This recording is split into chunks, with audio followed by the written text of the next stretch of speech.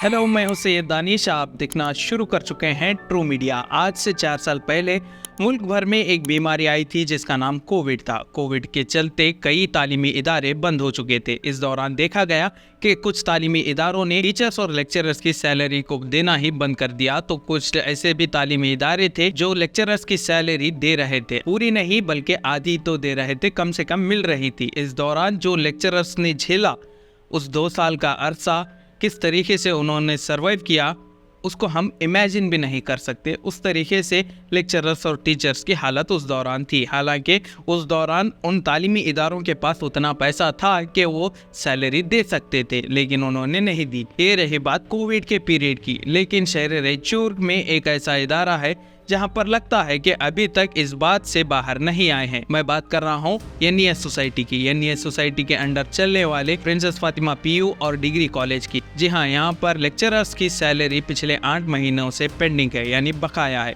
पिछले 8 महीनों से इन लेक्चरर्स की सैलरी नहीं दी गई। एक टीचर की यहाँ पर सैलरी 10,000 रुपये पर महीना है, यानी हर महीने के 10,000 रुपये इनकी सैलरी है। लेकिन पिछले 8 महीनों से ये बिना सैलरी के यहाँ पर खिदमत अंजाम दे रहे हैं। इससे पहले मुजीबुद्दीन का जो पैनल था, यानी उनके मैनेजमेंट में बताया जाता है कि मुजीबुद्दीन ही इन सभी को सैलरी दे रहे थे। अब जानते हैं कि इस सोसाइटी का मेन सोर्स ऑफ इनकम क्या है। इसका मेन सोर्स ऑफ इनकम है एडमिशंस। यहाँ पर मेंबर्स तो 400 है, लेकिन एडमिशंस उतने उसके आधे भी नहीं है। हर साल यहाँ पर उतने एडमिशंस नहीं होते।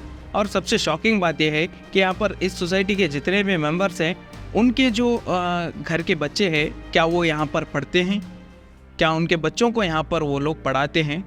ये एक डिस्कशन का मुद्दा है। इसको किसी और वीडियो में हम डिस्कस करेंगे। फिलहाल सैलरी को लेकर बात करते हैं। इससे पहले जो जीबी मीटिंग बुलाई गई थी, यानी पिछली मैनेजमेंट की जो जीबी मीटिंग थी जिसको चेयर कर रहे थे मुजीबुद्दीन, जो कि साबिका सेक्रेटरी है, उनके पीरियड में उस दौरान एक जीबी मीटिंग बुलाई गई थी।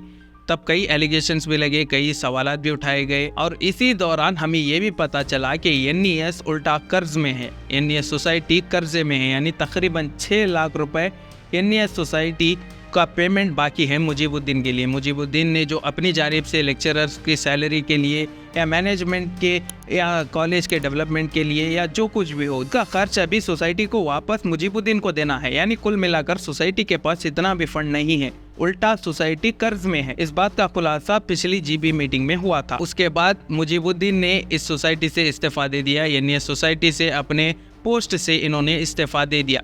इस्तीफा देने के बाद फिर से एक मरतबा यहाँ पर इलेक्शन हुआ, और इस इलेक्शन में काबिल गौर बात ये थी कि जो इस वक्त जो पैनल जीत कर आया है, फिलहाल प्रेजेंट टाइम में जो पैनल जीत कर आया है, इन्होंने अपने इलेक्शन कैंपेन में आवाम से और यहाँ के जो सोसाइटी के मेंबर्स हैं, इलेक्शन उन्होंने इस बात पर भी लड़ा कि अगर आप हमें जिताएंगे तो हम इनकी सैलरी को भी देंगे, जो भी सैलरी जो भी पेंडिंग वर्क है उसको हम पूरा करेंगे, और ख़ास तौर पे सैलरी के जिक्र पे भी इलेक्शन लड़ा गया।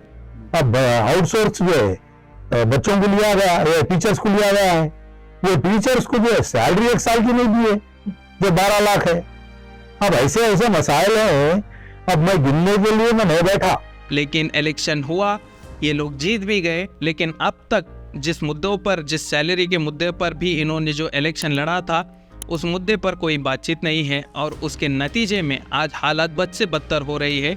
लेक्चरर्स की सैलरी पिछले 8 महीनों से बकाया है। हमें यह भी सुनने को मिला कि यहाँ के जो लेक्चरर्स है, जब भी वो सैलरी के बारे में बात करने जाते हैं प्रिंसिपल से या मैनेजमेंट से, तो उन्हें कोई वाजिब जवाब अब तक मैनेजमेंट की जानिब से नहीं मिला। थक हार कर ये सारे लेक्चरर्स पहुंचे कहाँ? एक्स एनईएस सेक्रेटरी मुजीबुद्दीन के पास। साबिका एनईएस सेक्रेटरी मुजीबुद्दीन को इन लेक्चरर्स ने एक रिटर्न लेटर लिखा, जिसमें उन्होंने कहा कि इनकी सैलरी तकरीबन 8 महीनों से पेंडिंग है, जिसका बकाया है, और इनको 8 महीने से सैलरी नहीं मिली है।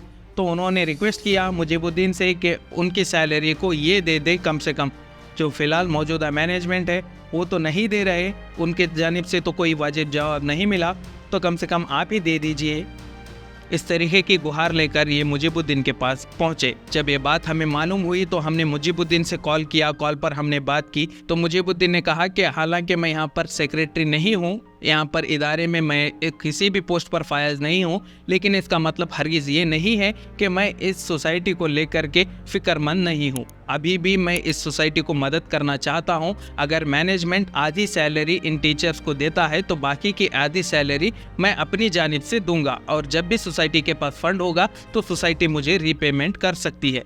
तो मुजीबुद्दीन ने कहा कि आधी यानी 4 महीने के सैलरी का जो पैसा है वो मैं दूंगा। अगर मैनेजमेंट बाकी के आधी सैलरी का पैसा देता है, यानी मैनेजमेंट 4 महीने की सैलरी का पैसा देता है, तो मुजीबुद्दीन बाकी का पैसा देने के लिए तैयार है। तो मुजीबुद्दीन ने कहा कि मैंने यहाँ के जो ट्रेजरर है कांग्रेस लीडर मोहम्मद फेरोज हमराज, उनको भी मैंने ये प्रस्ताव रखा, यानी उनको भी मैंने यही बात के सजेशन दिया कि आधी सैलरी आप दीजिए, आधी सैलरी मैं दूंगा, इस तरीके से हम इनकी पेमेंट कर देंगे। तो मोहम्मद फेरोज हमराज या मैनेजमेंट की जानिब से अब तक मुजीबुद्दीन को कोई जवाब नहीं मिला। अगर इस बात पर अग्री होते तो शायद आज इन लेक्चरर्स की सैलरी मिल चुकी होती। यहाँ पर काबिल गौर बात यह है दोस्तों, ये जो स्क्रीन पर आप लेटर देख रहे हैं, यहाँ पर लेक्चरर्स ने क्या मेंशन किया है, कितनी अफसोस की बात है। लेक्चरर्स कहते हैं कि साहब पिछले 8 महीनों से हमारी सैलरी नहीं मिली है, और अब तो रमज़ान का महीना है। रमज़ान के महीने में रमज़ान का ख़र्च है, बच्चों का ख़र्च है, घर का ख़र्च है, हमारा ज़ाती ख़र्च है। किस तरीके से हम इस महीने में हम इबादतें करेंगे, या हम फ़िक्रमंद रहेंगे कि हमारे घर पैसा नहीं है, किस तरीके से हम सर्वाइव करेंगे। ये कितनी अफसोस की बात है कि शहर रेचूर का एक मशहूर इदारा, इस इदारे की हालत आज ये है कि लेक्चरर्स को देने के लिए तक पैसे इनके पास नहीं है। लेक्चरर्स आज रो रहे हैं, इनके पास सैलरी नहीं है, ना जाने किस किस के पास से कर्ज लेकर अपना घर चला रहे हैं, जबकि ये अपनी मेहनत के पैसे पूछ रहे हैं। बड़ी अफसोस की बात है कि शहर रेचूर का इतना मशहूर इदारा, इस इदारे की हालत आज ये है। अब आगे क्या होगा? अगर इन लेक्चरर्स को सैलरी नहीं मिली तो मुमकिन है कि ये पढ़ाना ही बंद करें, और ये जब पढ़ाना बंद कर देंगे तो उसके बाद ये सोसाइटी भी हो सकता है बंद हो जाए। तो बहरहाल कुल मिलाकर बात यह है कि आज की तारीख में इन लेक्चरर्स के पास पैसा नहीं है, क्योंकि इनके सोसाइटी में फंड्स नहीं है।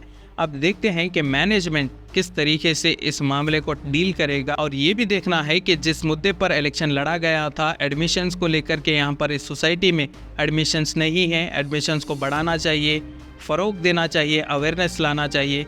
तो इस बात को किस तरीके से सक्सेसफुल बनाते हैं, कितनी कामयाब होती है ये जो नई कमेटी। फ़िलहाल के लिए तो सैलरी देने तक के लिए यहाँ पर इस सोसाइटी में पैसे नहीं है, लेकिन देखते हैं कि ये जो नए इलेक्टेड मेंबर्स हैं किस तरीके से डील करते हैं।